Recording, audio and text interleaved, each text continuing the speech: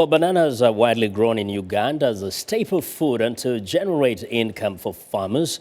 In western Uganda, 300 kilometers from Kampala, near the Uganda-Tanzania border, a retired bank executive is cashing in on commercial banana farming, or commonly known as Matooke.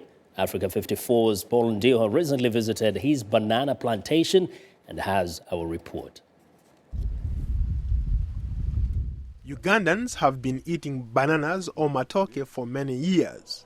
In fact, more than 10 million people eat bananas as their main food source in Uganda, and many more feed on it across the region.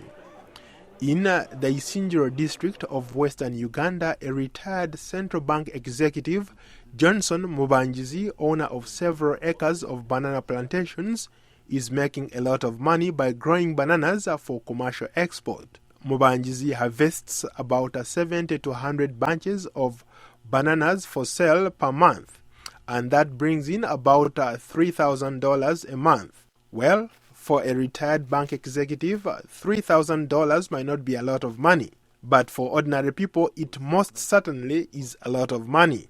And very few professionals make that much money a month. Farming is a very fantastic thing.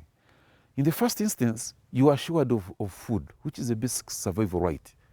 So you are sure that your people will have food. You will have food, your people will have food.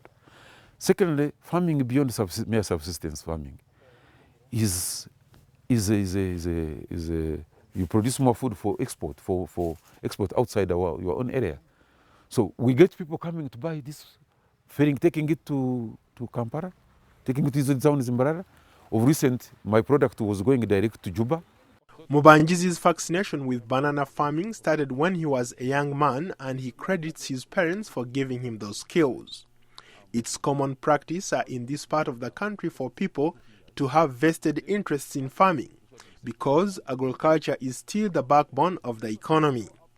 For Mubanjizi, this tradition has been passed on from generation to generation.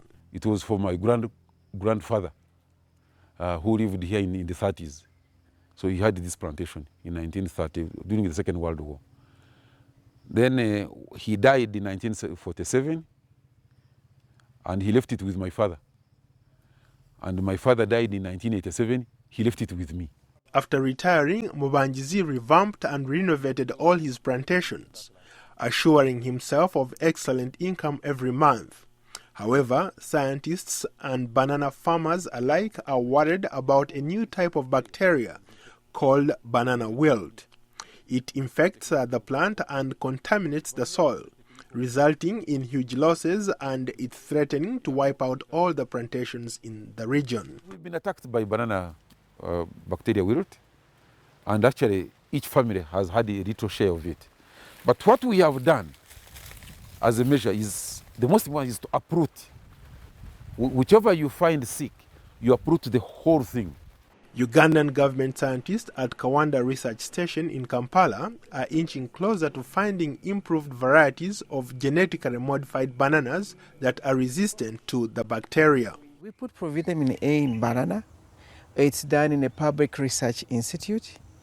Once we have these bananas produced, they are basically for free. You give these bananas to farmers, they grow them over and over again, continuously eating these bananas and reducing the risk of vitamin A deficiencies. Africa's agriculture sector is set to become a $1 trillion industry by 2030 if governments and the private sector radically rethink their policies and support for farmers, according to the World Bank. Governments must now adopt new policies to enable and expand agriculture across the continent and take advantage of the increase in global demand for food, as well as fetch higher prices for their produce. Paul Ndiho, VOA News, Isingiro, Uganda.